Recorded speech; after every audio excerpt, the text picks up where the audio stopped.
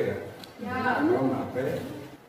Untuk mengawali pelajaran, mari kita berdoa dipimpin oleh ketua kelas. Doa mulai, doa selesai. Amin. Assalamualaikum warahmatullahi wabarakatuh. Waalaikumsalam warahmatullahi wabarakatuh. Gimana kabarnya? Alhamdulillah baik. Ya, ada yang tidak masuk hari ini? Ada. Siapa? Nur Aisyah. Ada yang pusing atau enggak?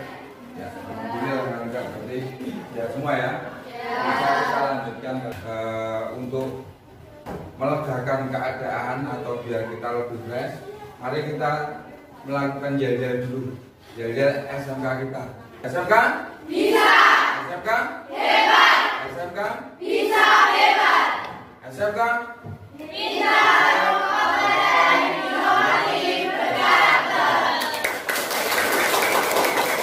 Terima kasih. Silakan duduk kembali. Pada hari ini kita akan mempelajari menggali rumusan dasar negara Indonesia Merdeka. Tapi sebelum itu kita akan belajar dulu Pancasila sebagai dasar negara. Ada yang tahu pengertiannya apa? Kita kembali ya, Mbak siapa nih? Mbak Anita ya, Mbak Anita. Apa Mbak Anita? Pancasila sebagai dasar negara adalah Pancasila dijadikan landasan hukum dasar dan seluruh perundang-undangan yang ada berlaku mengikat dan memaksa. Ada lagi yang tahu kalau Pancasila itu dijadikan ideologi? Ada yang tahu siapa? Ya, Mbak siapa nih? Mbak Rika, ya Mbak Rika. Pancasila ideologi artinya Pancasila dijadikan prinsip, pegangan, juga ciri bangsa Indonesia dalam menyaring budaya asing yang masuk ke Indonesia.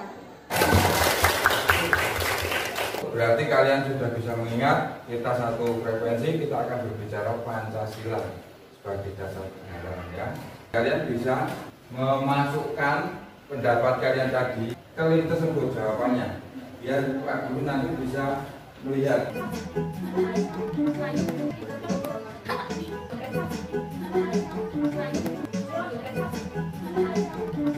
Sebelum melanjutkan ke materi, kita ada asesmen atau penilaian. Di sini kita mempunyai nilai KKM atau KKPS mencapai nilai 75. Nah, terus ada diagnostik non konektif, tadi sudah kalian kerjakan di awal. Terus nanti ada juga yang terakhir setelah kita pembelajaran yang namanya afektif atau sikap. Selanjutnya yang tidak kalah penting adalah penilaian konektif. Kalian nanti diharapkan bisa memahami sikap besar mereka yang bisa mendahulukan kepentingan negara dari kepentingan pribadi.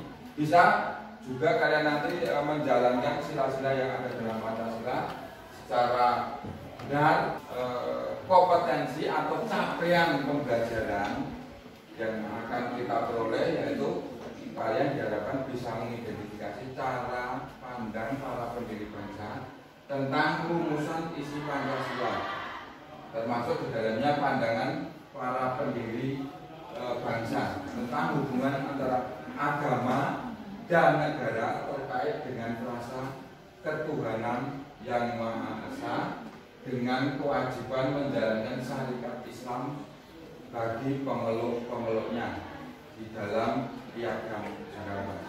Tujuan pembelajarannya atau TP, kalian nanti diharapkan bisa memahami makna dan nilai-nilai Pancasila serta proses perumusannya sebagai dasar negara, ideologi dan pandangan hidup bangsa, serta mempraktekkan nilai-nilai Pancasila tersebut dalam kehidupan kalian. Mengenai materi menggali ide-ide para pendiri bangsa tentang dasar negara ini berawal, kalau kita berbicara sejarah, ini perjuangan bangsa Indonesia itu untuk keluar dari penjajahan itu melalui banyak fase, tidak mudah, berliku-liku. Dalam catatan sejarah disebut bahwa kekalahan Belanda atas Jepang dalam perang Asia Timur Raya itu menyebabkan bangsa Indonesia terlepas dari penjajahan Belanda dan menuju ke penjajahan Jepang. Ya. Jepang dapat menguasai Indonesia setelah Belanda menyerah di Kalijati, Subang, Jawa Barat pada tanggal 8 Maret 1945. Penjajah Jepang datang ke Indonesia itu disambut dengan baik oleh bangsa Indonesia. Kenapa? Karena bangsa Jepang itu orangnya pandai, dia pandai Melayu. Dia menciptakan slogan-slogan yang membuat bangsa Indonesia itu terlena. Seperti slogannya di atas, Jepang pelindung Asia. Terus slogan yang kedua, Jepang cahaya Asia, menyinari Asia.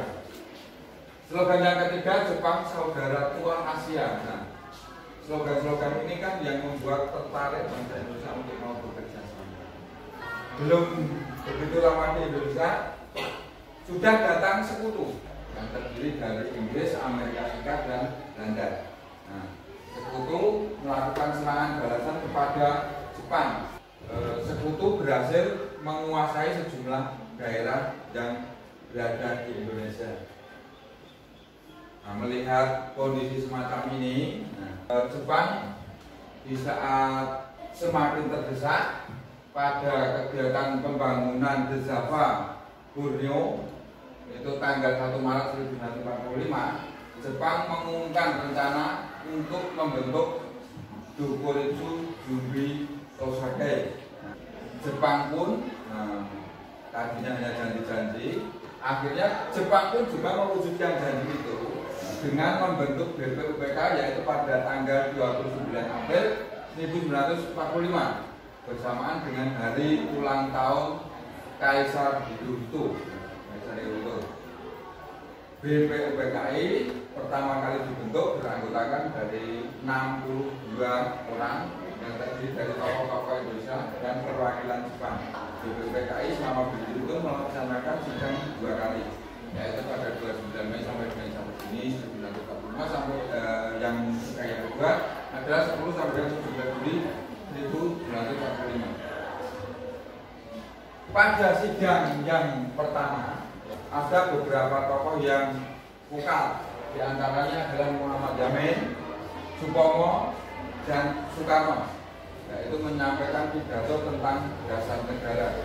Ketiganya ini memiliki pemikiran-pemikiran yang berbeda tentang dasar negara, sebagaimana tercermin dalam pidato yang disampaikan ketika pada saat sidang BPUPKI. Sampai di sini ada yang mau tanya? Ya, Mas apa? Mbak Vera, ya. Itu pandangan para tokoh. Oh iya. Pertanyaan yang bagus dari Mbak Vera. Aplaus dulu, tepuk tangan. Memang sangat asik kalau kita bisa mengkaji lebih dalam lagi seperti apa pandangan dari para tokoh ini. Oleh karena itu, karena pertanyaan Mbak Vera ini, bisa Pak Guru bikin kalian untuk menggali secara kelompok. Kalian nanti berdiskusi ya. Kelompok saya bagi menjadi 6. Tapi sebelum itu nanti Pak Guru jelaskan dulu mekanismenya. Kelompok pertama dan kelompok 4 itu membahas tentang cara pandang Muhammad Yamin tentang bagaimana dasar negara itu. Terus yang kedua, kelompok 2 dan 5 itu juga membahas mengenai pandangan Supomo tentang dasar negara dan negara Indonesia, negara yang merdeka itu seperti apa. Terus yang ketiga, kelompok 3 dan 6 itu tentang cara pandang Soekarno tentang dasar negara. Sudah paham? Nanti kalian kaji di situ, kalian boleh nanti buka internet, boleh buka buku paket yang sudah Pak Guru share di kelas Komputako, atau boleh kalian nanti cari di perpus ya. Ya. Sekarang saatnya untuk menuju kelompok masing-masing dan kita bekerja dan berdiskusi. Mari silakan.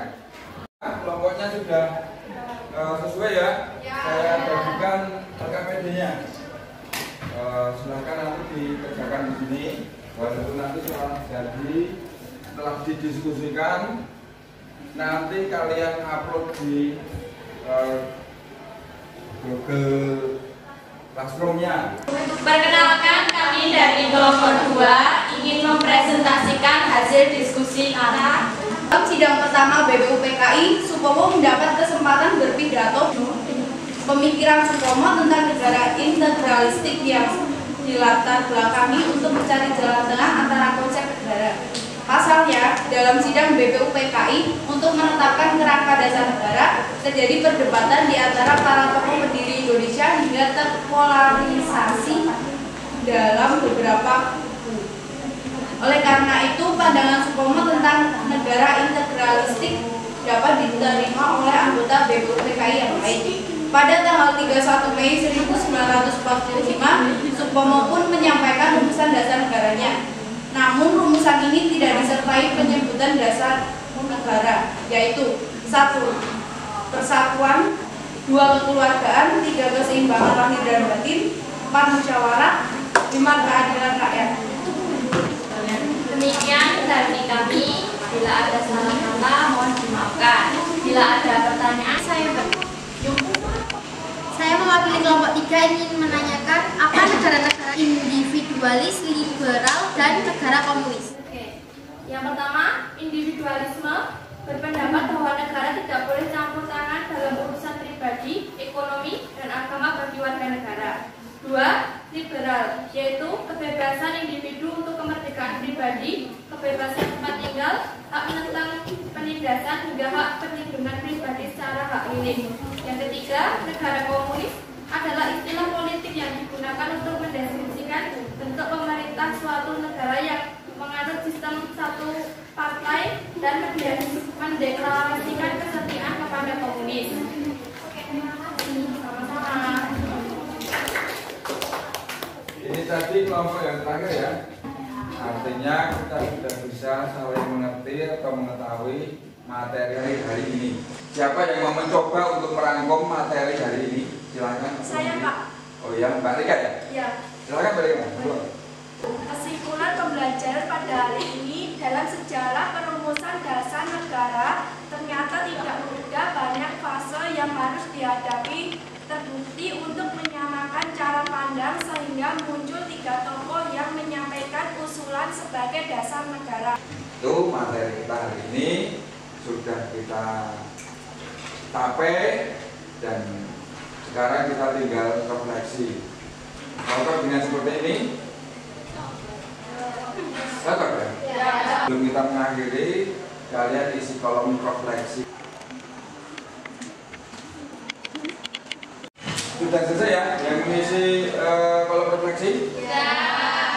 Terus kalau begitu sebelum Pak Guru tutup, materi yang akan kita pelajari untuk minggu depan yaitu pandangan para pendiri bangsa tentang hubungan antara agama dan negara terkait rasa ketuhanan yang dengan berkewajiban menjalankan syariat Islam dalam Piagam Jakarta. Ada tugas untuk kalian, nanti tolong dikerjakan di Google Class juga.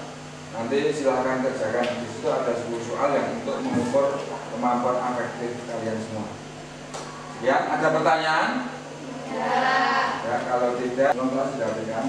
Balik ke seperti awal tadi. Ya. Pelajaran kita hari ini, kita selamat sampai tujuan di rumah kita masing-masing. Tolong dibimbing doa, kekuatan, silakan. Sikap sempurna. Berdoa mulai. Cukup.